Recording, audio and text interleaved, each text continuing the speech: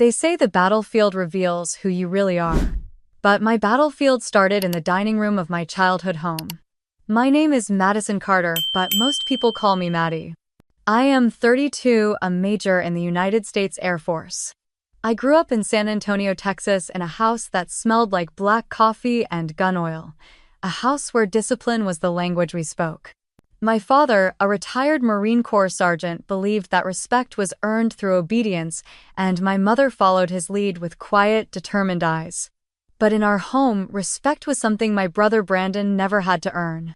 It was given to him polished and framed on the mantle alongside his medals. Brandon is 34, a captain in the Air Force and what my parents call a true American hero. At every dinner, they would lean in to listen as he spoke about his flight missions, about the promotions he was chasing, about the generals who shook his hand. They called him our pride, and in that same breath they would glance at me with a polite smile. Sometimes my mother would ask, "Have you heard about your brother's new post, Maddie?" before moving on to the next story about Brandon's triumphs. I would nod, pretending it didn't sting, pretending it didn't feel like I was disappearing in my own home. But I didn't join the Air Force to follow in Brandon's footsteps. I joined because I needed to hear my name and know it mattered, to stand under the vast Texas sky and feel like I owned a piece of it. I became a reconnaissance pilot, the kind who flies low over foreign soil, gathering intelligence, reading the terrain, and making hard calls when no one else could. I wasn't loud, I didn't command attention with easy charm like Brandon, but I earned the respect of my team, one mission at a time. Back home, though, it didn't matter. At Christmas, our living room would fill with relatives praising Brandon's photos in uniform, his certificates hanging in glass frames on the hallway wall. I searched for even one photo of me in my flight suit, but there was none. One evening, I called home after a long day on base, hoping to hear a normal conversation, something simple like, "How are you, Maddie?" Instead, my mother answered, breathless, telling me how Brandon had just been selected for a new command role. They were planning a dinner to celebrate him. That night, I sat in my small apartment, the walls too quiet, the hum of the refrigerator the only sound keeping me company. I watched the shadows move across the floor, wondering if there would ever be a day when they would say my name with pride the way they said his. A week later, a letter arrived in my mailbox. The paper was heavy, official, the kind you open carefully. It was an invitation to Brandon's promotion ceremony at Langley Air Force Base in Virginia. My mother had written a small note at the bottom. "We hope you can make it, Maddie." I held that letter for a long time, turning it over in my hands as the evening light fell across the room. I told myself that maybe this was their way of including me, of seeing me finally. I packed my uniform, carefully pressing every crease until it was perfect, the way Dad always said it should be. I booked a flight and stared out the window as the plane lifted off the clouds, swallowing the ground below. My stomach tightened with something I couldn't quite name, a mix of hope and fear. I arrived early on the day of the ceremony. My shoes shined, my ribbons aligned, my hair tied back in a perfect regulation bun. I walked toward the entrance with the letter in my hand, feeling like I was 12 again, hoping someone would notice I was there. But as I stepped up to the check-in table, the young airman looked at me, then at his list, then back at me. I watched his finger move down the page, stopping to scan, then moving again. "I'm sorry, ma'am," he said, his voice careful, respectful. "You're not on the list." I blinked, tightening my grip on the invitation in my hand. "That's impossible," I said quietly. "I have the invitation right here." He glanced at it, then at the list again. "If you're not on the list, I can't let you in." I turned, looking through the glass doors, seeing my parents inside, my mother fixing Brandon's collar, my father standing tall with pride in his eyes. The room was warm with laughter and voices, a world I was not allowed to enter. I swallowed, my throat tight, the air heavy. It was in that moment, standing outside my brother's ceremony, that I realized something I could never forget. I stood there holding that invitation like it was proof I existed, but the airman didn't look at me again. He just nodded to the next person in line, his duty done, his eyes shifting away. I stepped back out of the line, the chatter of families and the rustle of uniforms pressing against my ears. My hands felt cold even in the Virginia heat, and I stared down at the neat letters of my mother's handwriting on the invitation. "We hope you can make it, Maddie." A part of me wanted to push past the doors, to call my mother, to demand why my name wasn't there, why I wasn't worth a single checkmark on a list, but I didn't. I stood there breathing in the heavy air, letting the truth settle on my shoulders. I could see Brandon through the glass shaking hands with officers, his smile easy and confident. My father stood beside him nodding proudly as people approached, his back straight, the same way he used to stand at my brother's football games, the same way he never stood for me. My phone buzzed in my pocket, a message from my mother. "We're inside, dear. Let us know when you arrive. Brandon is so excited." I stared at the message, my reflection in the glass merging with the scene inside like I was a ghost hovering outside their perfect picture. My fingers hovered over the keyboard wanting to say I'm here, but they won't let me in. Instead, I turned the phone off and slipped it back into my pocket. I walked to a bench near the parking lot, sitting down carefully, the crisp fabric of my uniform brushing against the rough wood. I watched families walking in, mothers fixing ties, fathers giving last-minute advice, and children holding small American flags. I thought about all the times I had tried to earn this moment, the times I had flown missions at dawn, eyes burning from lack of sleep, the nights I spent studying every map, every protocol, every emergency landing procedure just to prove I was worthy of wearing this uniform. I thought about the day I earned my flight wings, how I stood on the parade ground searching the crowd for my parents. They came, but they left quickly after the ceremony, saying Brandon had a game that afternoon and they couldn't miss it. I thought about the first time I had to call in a medevac, my voice steady over the radio, while my hands shook on the controls, guiding the helicopter through dust and chaos, praying I wouldn't lose another soldier on my watch. And now I was here in the same uniform at the same base, and I wasn't on the list. The wind picked up, carrying the scent of jet fuel and cut grass. I closed my eyes for a moment, letting the sounds of engines and distant laughter drift around me. I thought about leaving, about driving to the small motel I had checked into the night before, about forgetting this day ever happened, but I didn't move. I waited until the ceremony started, until I could hear the muffled sounds of applause and the soft echo of a microphone inside. I waited until I saw Brandon walk up to the stage, his posture perfect, his smile bright as my father patted his shoulder. I didn't know what I was waiting for. Maybe for someone to notice me, to step outside and look for me, to say, "We forgot your name, but you belong here." No one came. I stood up, brushing off my uniform, and took one last look through the glass doors. My mother was standing beside my father now, her hand resting on his arm, her eyes on Brandon as he spoke to the crowd. I turned away, walking back toward the parking lot, each step heavy but certain. The invitation crumpled in my hand, and I let it drop into the trash can by the sidewalk. I reached my car and sat in the driver's seat, closing the door, shutting out the sound of the ceremony. My hands rested on the steering wheel, and for a long moment I just sat there breathing, studying myself. That day, I promised myself something. I promised that if they couldn't see me now, they would see me someday, not because I demanded it, but because I would become someone they could no longer ignore. What would you have done if you were me? Have you ever been in a situation like this? Share in the comments. Don't forget to like and subscribe for more stories like this. I started the engine, pulled out of the lot, and didn't look back. Because this was only the beginning. I stood at the gate, my uniform pressed sharp, and they asked me, "Who are you?" The morning air was cool, the kind that smells like wet asphalt and fresh grass. I held the invitation in my hand, the heavy paper creased from where my fingers had pressed too hard on the edges. It felt heavier than it should, like it carried more than words and a date. Langley Air Force Base stood tall before me, flags waving softly in the breeze, the hum of jets in the distance reminding me why I wore this uniform in the first place. Families walked past me laughing, adjusting ties, holding small hands of children in tiny dress shoes. I took a breath and stepped forward toward the check-in table. The young airman behind it looked no older than 20, his buzz cut sharp, his eyes scanning the line. "Next," he said. I stepped up, offering the invitation with a small nod. "Madison Carter," I said. He took the paper, glancing at it before turning to the list on his clipboard. His finger moved down the rows of names slowly, carefully, and then back up again. I could hear the shuffle of feet behind me, the quiet cough of a child, the low murmur of a mother telling her son to stand still. The airman looked up, his eyes soft but careful. "I'm sorry, ma'am," he said. "I don't have you on the list." I blinked, the words not sinking in for a moment. I glanced at the invitation, then back at him. There must be a mistake, I said. My mother sent me this. She told me to come. He looked again, flipping a page, checking a second list, but I could see it in the way his shoulders dropped. I'm really sorry, ma'am, but if you're not on the list, I can't let you in. I turned my eyes, catching on the glass doors leading into the hall. Inside, I could see them, my family.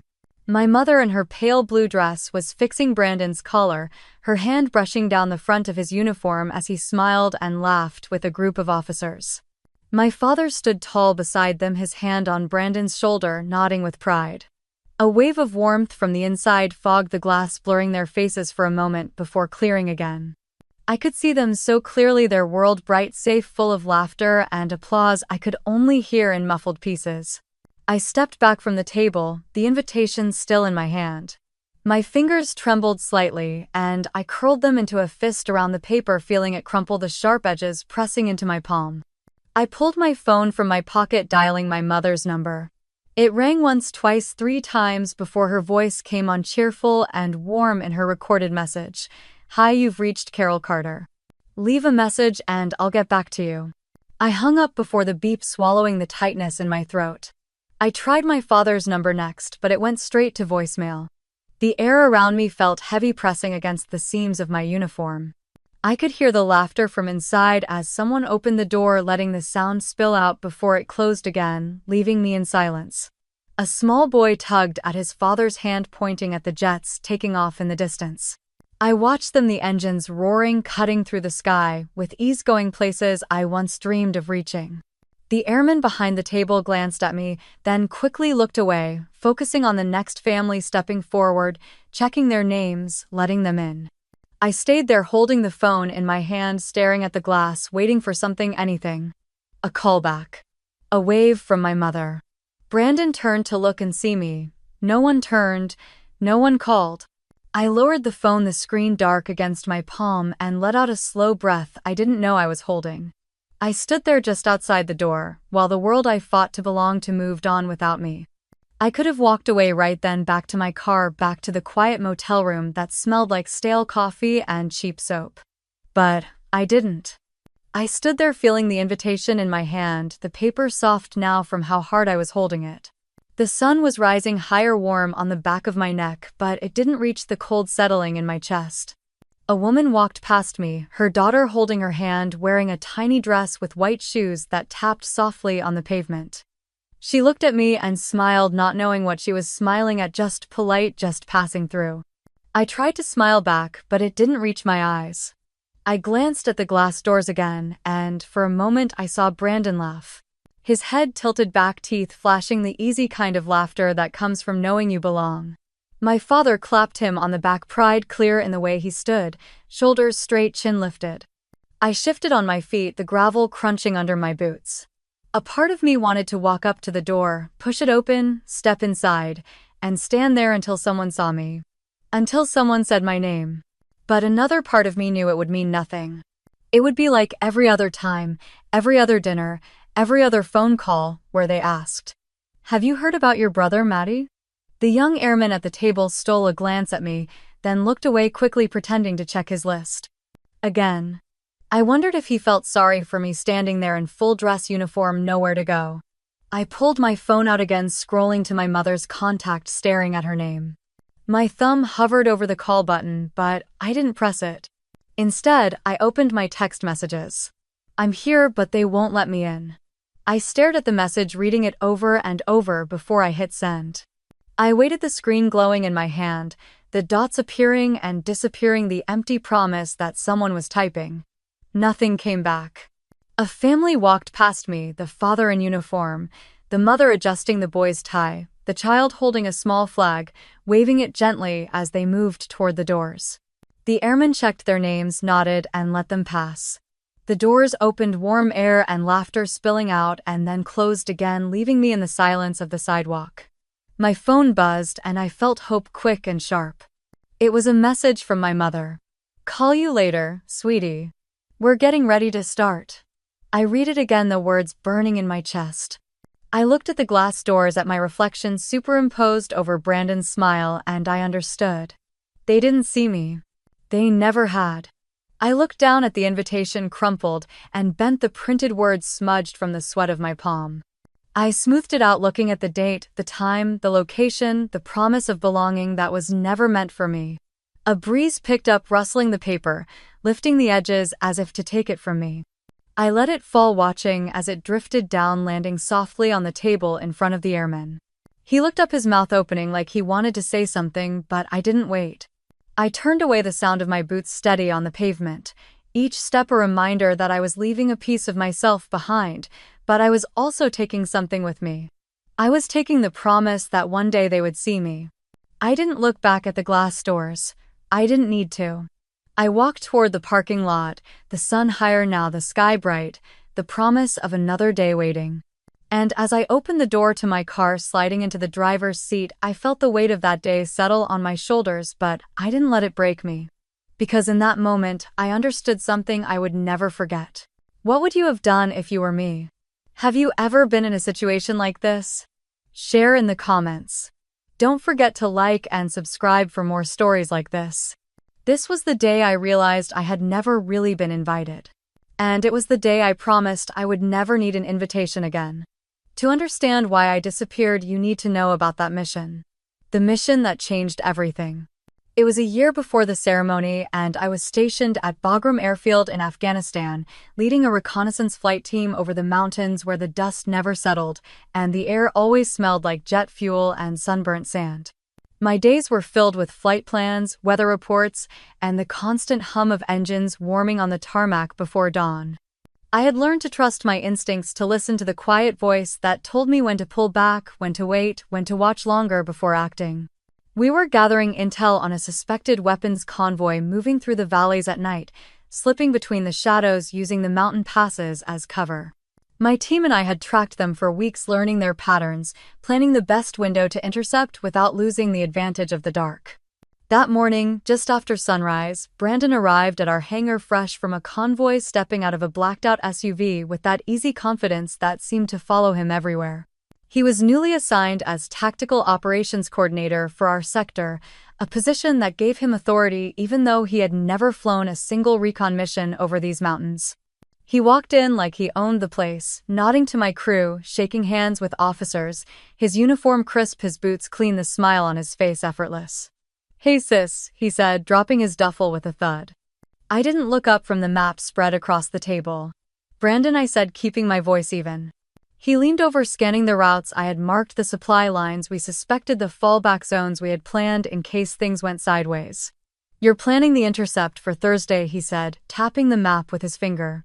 "That's the window," I said. "Satellite cover, weather conditions, troop positioning, all aligned then." He nodded, but I saw the impatience in his eyes. "We should move sooner, Maddie," he said, standing straight, his arms crossing. I looked at him, shaking my head. "We need the intel to be solid, Brandon. We only get one shot at this." He smiled, the kind of smile that made people trust him, but I had seen it too many times to be fooled. "Sometimes you wait too long," he said, "and the opportunity slips away." I kept my eyes on him, feeling the weight in the room shift. "It's not about speed," I said.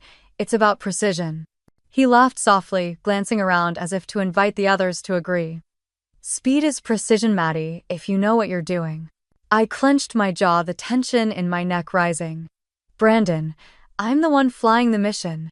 I'm the one responsible for the team out there." He leaned in closer, lowering his voice.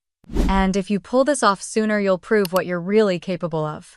You've been waiting for that moment, haven't you?" I froze, hearing the words hit exactly where he meant them to. He knew I had spent my whole career trying to step out of his shadow, trying to be seen for who I was, not just as his sister. He saw the hesitation in my eyes, and he pressed again. "Don't let fear hold you back, Maddie.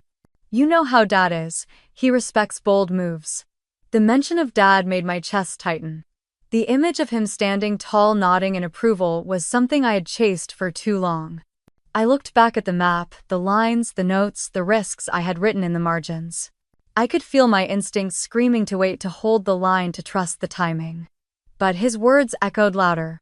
"If you don't do it, someone else will." I looked up, meeting his eyes, seeing the certainty there, the unshakable confidence that had always made him the center of every room. And I nodded. "All right," I said quietly. "We'll move the timeline up." His smile widened and he clapped a hand on my shoulder. "You won't regret this, Maddie." But even as he walked away, calling back over his shoulder about meeting with command, I felt it. The tight pull in my stomach, the quiet voice I had always trusted telling me I had just made a mistake. I didn't know then that this decision would cost me everything. I spent that night at the hangar alone, staring at the map lit by a single desk lamp. The engine sounds outside were constant, the vibration in the metal floor a reminder of how alive the base was even at 2 in the morning. My crew trusted me. They didn't know about the conversation I had with Brandon. They didn't know I had moved up the mission without the full set of satellite updates, without the weather confirmations, without the quiet assurance I always waited for before taking them into the dark. I tried to convince myself it would be fine, that I could make this work, that maybe this was the moment I needed to finally be seen, to finally prove I was more than the quiet sister who worked in the shadows while Brandon took the spotlight. But I couldn't silence the voice in my head, the one whispering, "This is too soon." I leaned back in my chair, closing my eyes, remembering every briefing I had given, every risk assessment I had written, every line on every map I had studied until the routes lived in my mind. At sunrise, I walked the tarmac, checking the planes, running my hand along the cool metal, breathing in the scent of oil and dust. My team was there, prepping gear, loading supplies, running checks with focused eyes. Lieutenant Harris, my second, came up beside me. "You sure about the timeline, ma'am?" he asked, adjusting his helmet under his arm. I forced a small nod. "It's time," I said, keeping my voice steady. He nodded back, trusting me the way they all did. We lifted off just after dark, the mountains black shapes against a darker sky, the air cold through the cracks in the cockpit, the lights on the dash blinking in quiet rhythm. I watched the ground below, the shapes of roads, the small lights of villages, the shadows that moved where they shouldn't. I called out positions, adjusting flight paths, listening to the steady confirmations in my earpiece as my team followed, trusting, believing. We reached the valley earlier than planned, slipping through the darkness, eyes scanning sensors, tracking radios quiet except for our breathing and the hum of engines. We were supposed to have satellite cover, but the feed was spotty, the images delayed, blurry pieces missing. I felt it in my chest, that tightening, the reminder that we were blind in ways we should not have been. I heard Harris's voice over the comms, "Got movement 2 clicks east." I looked at the grainy feed, seeing shapes, but not enough to confirm. "Hold position," I said, trying to keep the tension out of my voice. But the signal flickered, the shapes disappeared, and I made a choice. "Move in," I said. We dropped lower, the air thicker, the ground closer, the mountains rising like teeth around us. That was when the first flash came, a spark against the darkness, a trail of smoke that turned into fire. "Missile left side," Harris yelled. I banked hard, feeling the G-force press me into my seat, the alarms screaming in my ears, the world spinning as lights flashed red across the panel. Another explosion closer, the shockwave rattling the hull, the radio bursting with shouts and static. We had flown into an ambush, the valley, a trap we couldn't see until it was too late. I heard Harris again, his voice sharp, but then it cut off, replaced by static and the sound of metal tearing. I tried to regain control, pulling up, scanning for survivors, but the smoke was thick, the heat intense, the darkness blinding. The last thing I saw before we broke away was the glow of fire in the valley, the shape of wreckage, burning, the mission shattered in a single moment. I didn't know then, but that decision, that moment, would follow me for the rest of my life. Have you ever felt a moment when you knew everything was about to change? What would you have done if you were me? Don't forget to like and subscribe for more stories like this. Because that night in the darkness over the mountains, I made a choice I couldn't take back. We lifted off at 0200 hours, the sky pitch black, promising a nightmare. The engines roared as we took to the air, the cold wind slicing through the open edges of my flight suit. The headset crackled with the voices of my team's steady focus, trusting every word I said. I could see the mountains below, black shadows against a darker sky, the ridges sharp like the edge of a blade. The red glow of our instruments was the only light in the cockpit, each flicker reminding me of the risk I had taken when I moved the mission forward. Lieutenant Harris's voice came over the radio. "Movement detected, Captain. 2 miles north, low speed."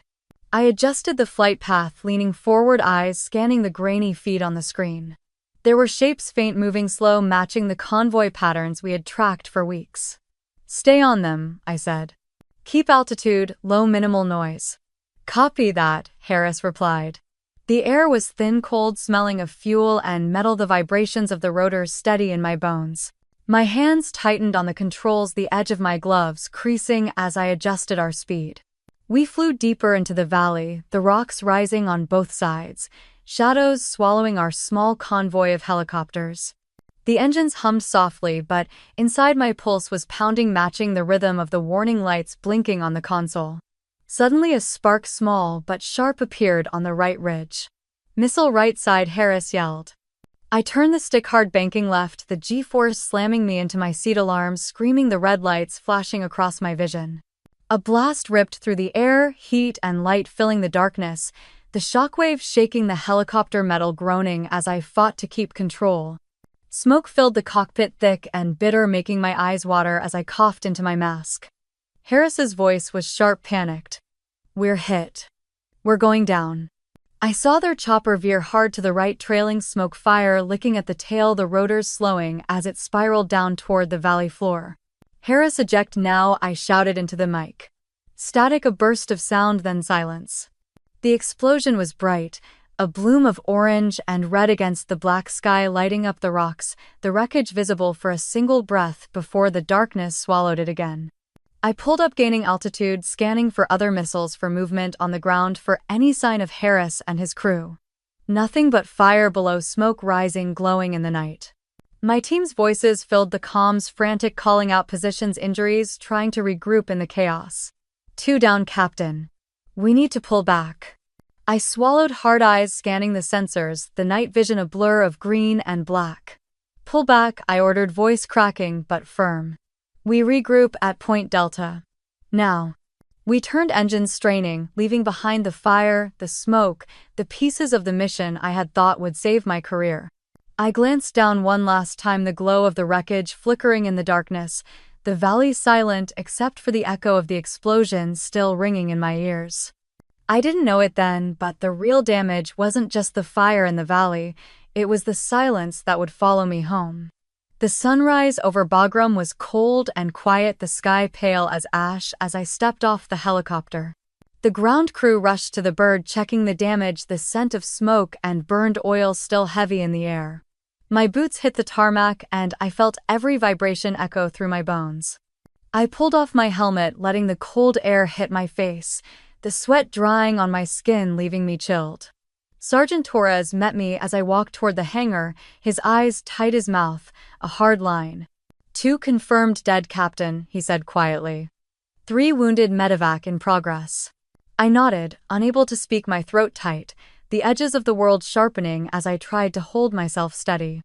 The faces of my team flashed in my mind. Harris's laugh during pre-flight checks, the way he had said, "We've got this, Captain," before we lifted off.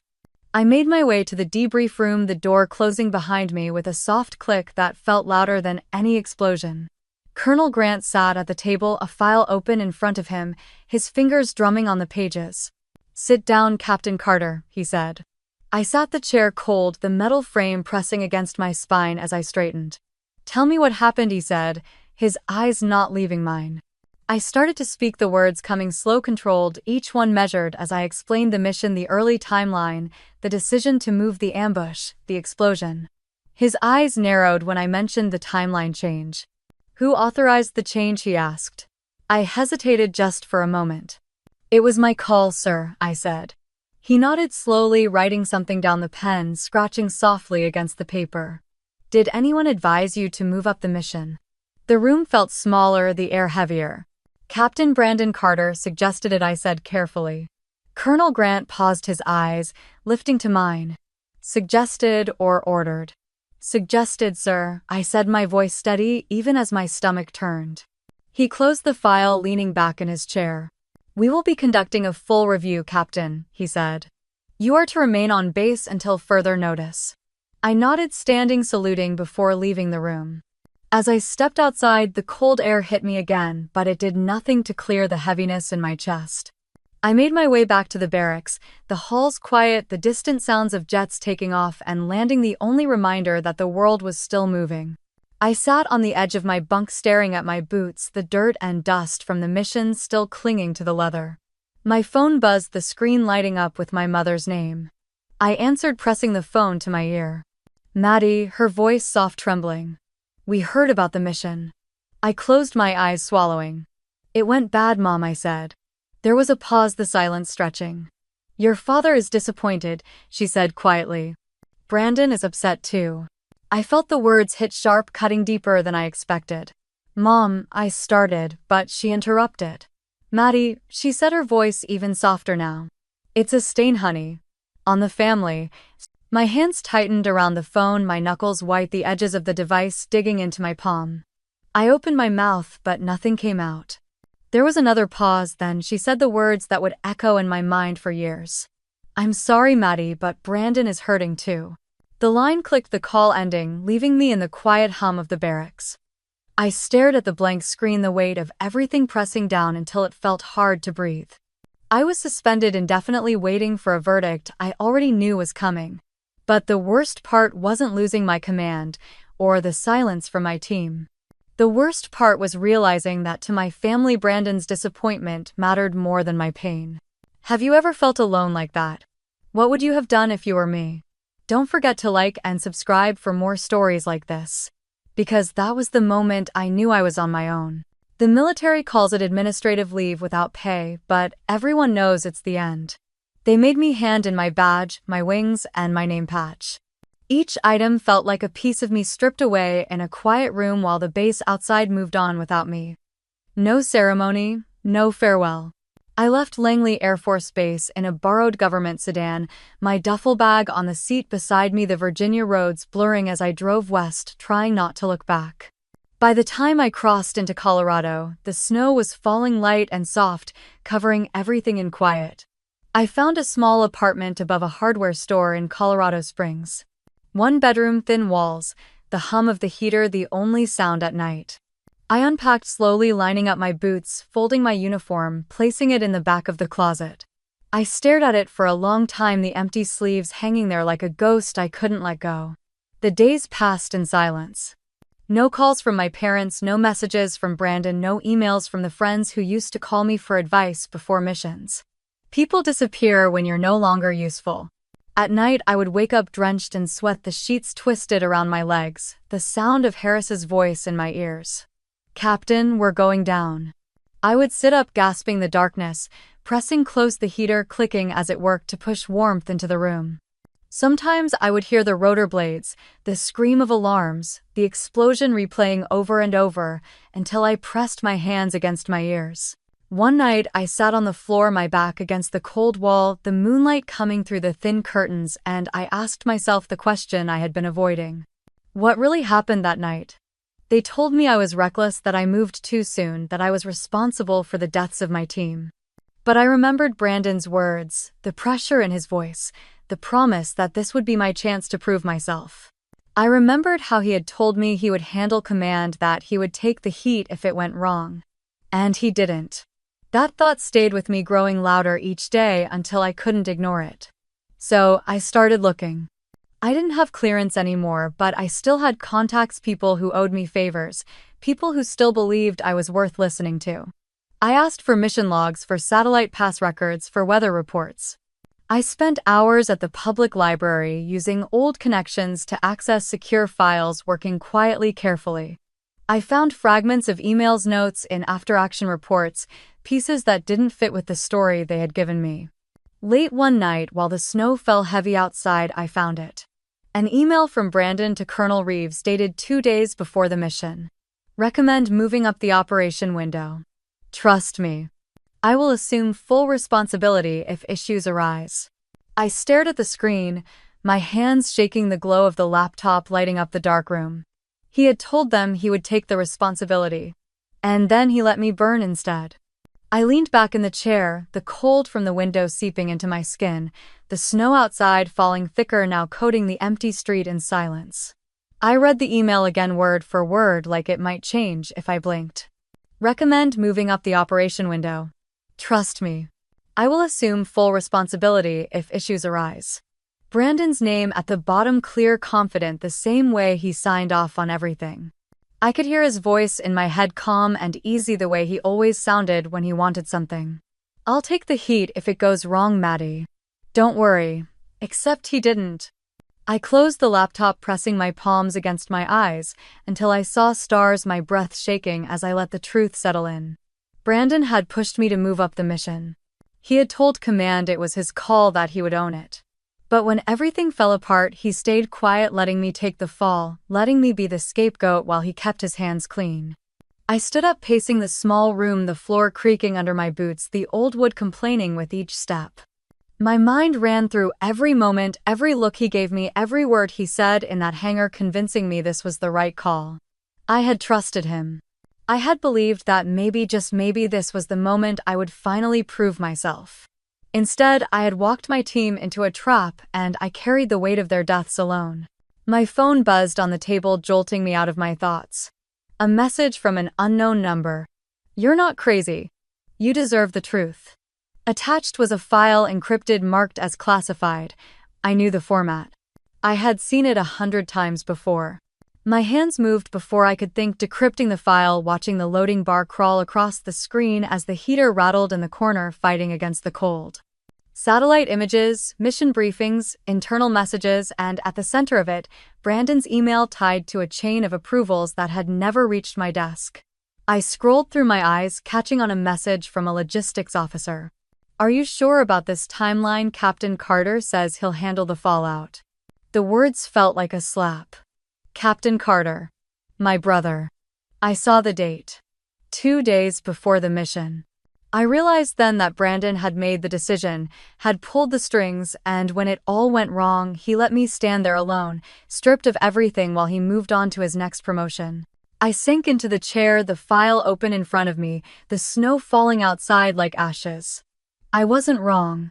I wasn't crazy. I wasn't reckless. I was set up to take the blame so he could keep his spotless record. The heater clicked off, leaving the room quiet, the kind of quiet that sinks into your bones. I stared at the screen, my reflection, looking back, tired eyes, hollow cheeks, the ghost of who I had been before that mission. And in that silence, one truth became clear.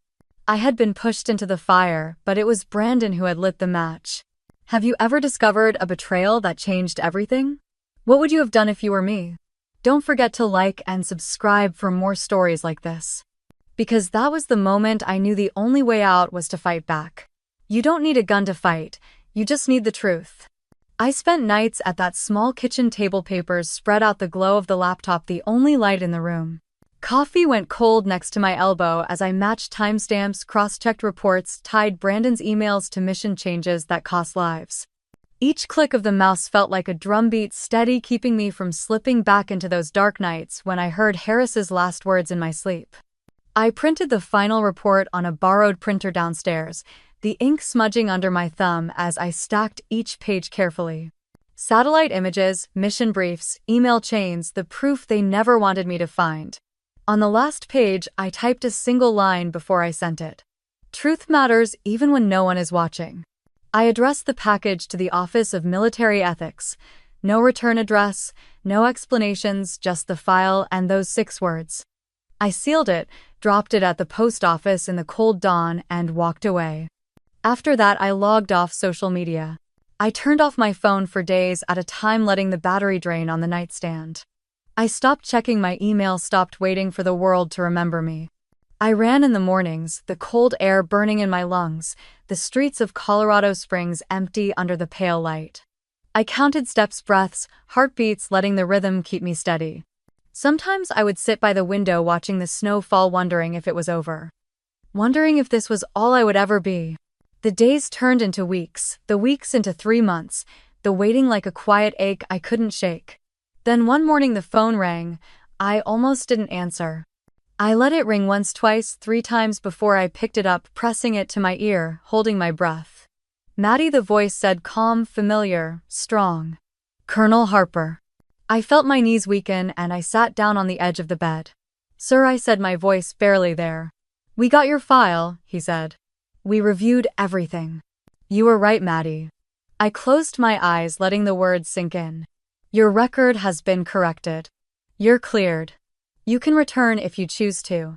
The silence after those words felt like a sunrise after a long, cold night. I let out a breath. I didn't know I was holding the tears coming hot and sharp falling onto my hands as I covered my face. But these weren't the tears of someone broken. They were the tears of someone free. I wiped my eyes with the sleeve of my sweatshirt, my breath shaking, the phone warm in my hand. "Thank you, sir," I managed to say, my voice raw small in the quiet room. Colonel Harper paused, his voice softer now. "You earned this, Maddie. You never stopped fighting for the truth." I closed my eyes, letting his words settle, letting them fill the empty spaces that had grown inside me since that night in the valley. "We'll handle the rest," he said. "Take your time, but when you're ready, we'd be proud to have you back." "Yes, sir," I whispered.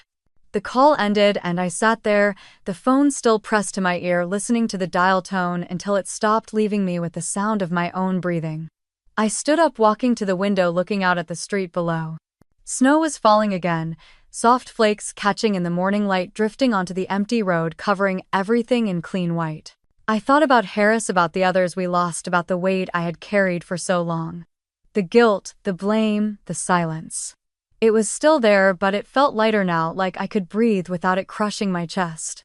I pulled the uniform from the back of the closet, the fabric cold, the patches still sewn on the name tag that once felt like a lie, now heavy in my hand, but in a way that felt right. Madison Carter. It was more than a name. It was a promise. I sat on the floor, the uniform draped over my knees, my fingers tracing the stitching, remembering every moment that led me here. Every early morning run on base, every briefing I led with a quiet voice, every mission I flew while others slept, every moment I thought I would break but didn't. I wasn't the same Maddie who walked into that mission desperate for approval, hungry to be seen. That Maddie was gone. I folded the uniform carefully, placing it back in the closet, but this time it wasn't hidden in the back. It was waiting. The snow kept falling, and I stood there, letting the quiet fill me, letting the cold remind me that I was still here, that I still had more to do. I turned on my phone, scrolling past the missed calls, the old messages, the ones from family that I wasn't ready to answer yet. I opened a blank note, typing out the plan, the steps I would take, the next chapter I would write for myself. Because coming back didn't mean going back. I wasn't returning to be who I was before. I was returning to become who I was meant to be. Have you ever fought for the truth when no one believed you? What would you have done if you were me? Don't forget to like and subscribe for more stories like this. Because this time I would walk back into that world and they would see me. The day they wouldn't let me into that promotion ceremony, I promised myself it would never happen again. Now no one could stop me. I stood in front of the mirror, adjusting the collar of my uniform, the silver eagle pins on my shoulders catching the morning light coming through the hotel window. Colonel Madison Carter. I took a breath, steady and calm, letting it fill my lungs, before I turned away, grabbing my cover and sliding it under my arm. Outside, the air was crisp, the Colorado sky wide and clear as I stepped into the car waiting to take me to the base. They were hosting the Air Division anniversary, a ceremony honoring those who had served and sacrificed, the room filled with men and women who understood what it meant to carry weight in silence. The invitation had arrived a month ago, official heavy paper, my name printed clearly across the top. Colonel Madison Carter, guest of honor. I remembered standing outside the glass doors years ago, holding an invitation that meant nothing, watching my family celebrate Brandon while I was left outside. This time, the doors would open for me. The car pulled up to the main hall, the flags waving gently in the breeze, the sound of distant jets rumbling across the runway. I stepped out, straightening my uniform, the polished shoes clicking against the concrete as I walked toward the entrance. The young airman at the check-in table stood at attention as I approached, his eyes scanning the list before looking up at me. "Welcome, Colonel Carter," he said, his voice firm, respect clear in his tone. "Thank you, Airman," I replied, nodding once before stepping through the doors. Inside, the hall was warm, filled with the low hum of voices, the soft clink of glasses, the scent of coffee and polished wood. I paused for a moment, letting my eyes adjust, letting the moment settle in my bones, and then I saw them. My parents standing near the front, my mother adjusting my father's tie, her hand brushing against his chest before she looked around, her eyes landing on me. Brandon was there too, in his dress blues, his posture perfect, the same easy smile he always wore when he wanted the room to notice him. And they did notice him the way they always had. But this time their eyes turned to me. And for the first time they didn't look away. I walked deeper into the hall, the medals on my uniform catching the soft light, the quiet hush that followed me louder than any applause. People turned, conversations pausing as eyes found me, recognizing the name, the rank, the presence. My mother's hand fell from my father's tie, her fingers curling against her palm as she looked at me, her lips parting, like she wanted to say something but couldn't. My father stood straighter, but this time it wasn't for Brandon. Brandon's eyes met mine, his smile faltering for the first time in years, the easy confidence cracking just enough for me to see the truth behind it. I held his gaze steady, calm, letting him see that I wasn't the same Maddie who once needed his approval, who once waited for him to notice her. A young officer approached, his uniform crisp, his shoes shining, his steps careful as he stopped in front of me. "Ma'am," he said, his voice respectful. "This way, please." I nodded, following him past rows of chairs, past tables where officers and their families sat, where hands paused in midair, where whispers filled the space I left behind. At the front of the hall, a table had been prepared, a seat marked with my name, my rank waiting for me. Colonel Madison Carter. I placed my cover on the table, smoothing the fabric, letting my hand rest there for a moment, grounding myself. I looked out across the room, seeing the faces, the uniforms, the families, the quiet pride, the silent respect. And I saw my family standing there, no longer able to look away, no longer able to pretend I didn't belong. A hush fell over the hall as the master of ceremonies stepped onto the stage, his voice clear as he began to read the names of those being honored. The stories of missions flown, lives saved, sacrifices made. Each name was met with applause, with nods, with quiet pride. And then he paused, lifting his eyes to the crowd. "And now," he said, "we honor a leader who returned from a false accusation, who fought for the truth when it was easier to stay silent, who rose to command with strength, precision, and integrity." A murmur moved through the room, heads turning, eyes shifting, and I felt the weight of every moment that led to this.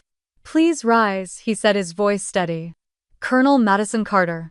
Chairs scraped back, people stood, the sound filling the hall, the applause starting soft, then building until it filled every corner, every space, until it felt like the room itself was breathing with me. I stood there, letting the moment settle, letting it wash over me, letting it remind me that this was not the end of my story. I glanced at Brandon, at my parents, at the faces I once thought I needed to prove myself to, and I realized I didn't need their approval anymore. I had earned this. And then from the side of the stage, a voice called out, strong and clear, cutting through the applause. "Welcome, General Carter. Have you ever stepped back into a place that once shut you out? What would you have done if you were me?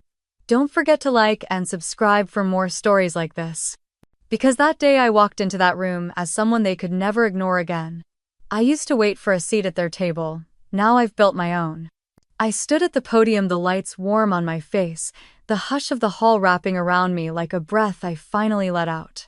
I looked across the room, seeing uniforms lined in rows, faces waiting, watching, expecting a speech about service, sacrifice, duty. But they were going to get the truth. I cleared my throat, letting my eyes sweep over the crowd, letting them see me. "There was a time," I said, "when I stood outside a door just like this, wearing this same uniform, holding an invitation that meant nothing. I paused, letting the silence carry the weight of every moment that had brought me here. They told me I wasn't on the list, that I wasn't welcome, that my name didn't belong inside." I saw heads tilt, eyes shifting, the air in the room tightening around us, and for a long time I believed them. My hands rested on the edges of the podium, steady, strong. But I didn't come back to ask for forgiveness. I came back because I deserved to be here. The words left my mouth, calm, clear, and final. I glanced toward the side of the hall where my parents stood, my mother's hand covering her mouth, tears running down her cheeks, her shoulders shaking as she tried to hold it in. My father stood beside her, his face unreadable, his hands clenched behind his back, his eyes on the floor. And Brandon. He stepped forward, his face pale, the confident smirk gone, replaced with something I hadn't seen before. "Regret. Maddie." He said, his voice rough, small in the vast hall. "I'm sorry." The room seemed to shrink, the sound of his words hanging in the air, echoing in the space between us. I looked at him, letting the silence speak before I did.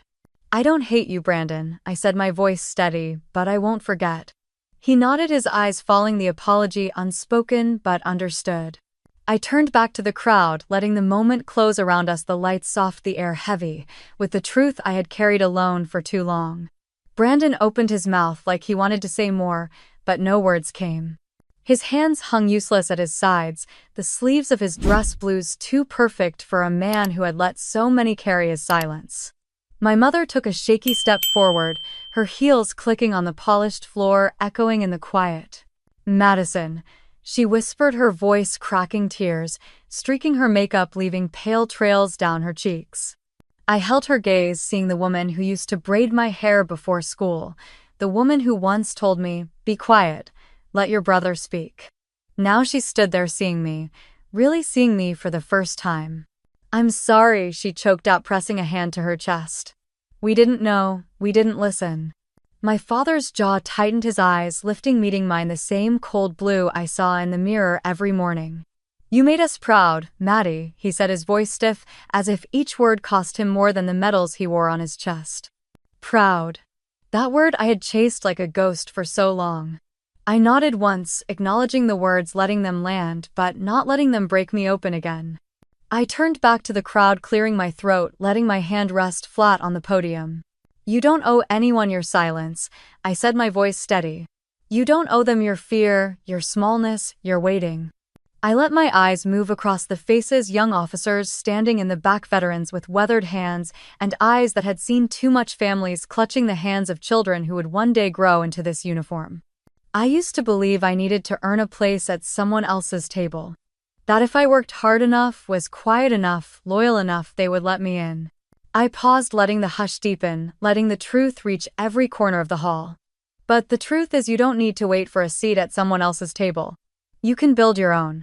My voice didn't shake, not even when I saw my mother cover her mouth to hold back a sob, not even when Brandon lowered his eyes, not even when my father's lips pressed into a thin line, regret and pride battling in the silence. I stepped back from the podium, letting the words linger, letting them fill the space, letting everyone in that room carry them home. The applause started soft at first, then rising, filling the hall until it vibrated in my chest, in my bones, in every piece of me that had once been told to stay quiet. I let it wash over me, not as a trophy, but as a reminder.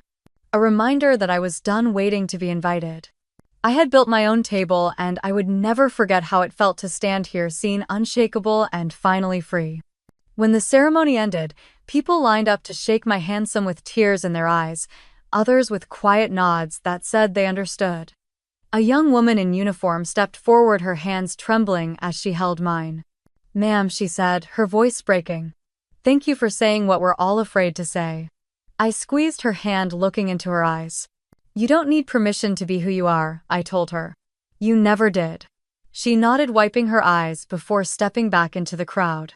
I felt the weight of the room lessen, the air clearer as people moved, talking softly, the tension that once held them cracking open like dawn breaking over a cold field.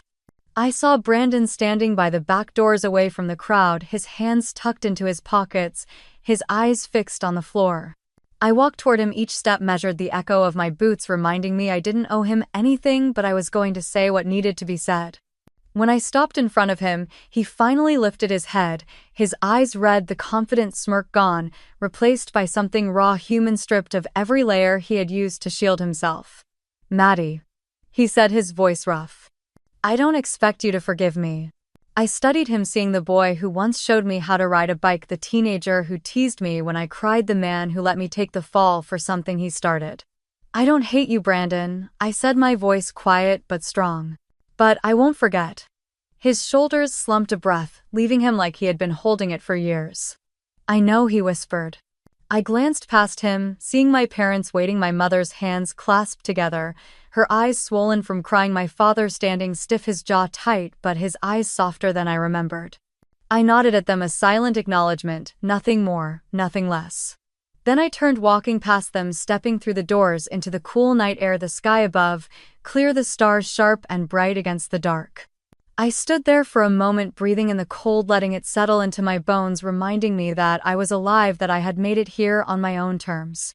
I tilted my head back, looking at the stars, the same stars I had watched from cockpits, from dusty roads in the Middle East, from the cold window of a Colorado apartment where I rebuilt myself piece by piece.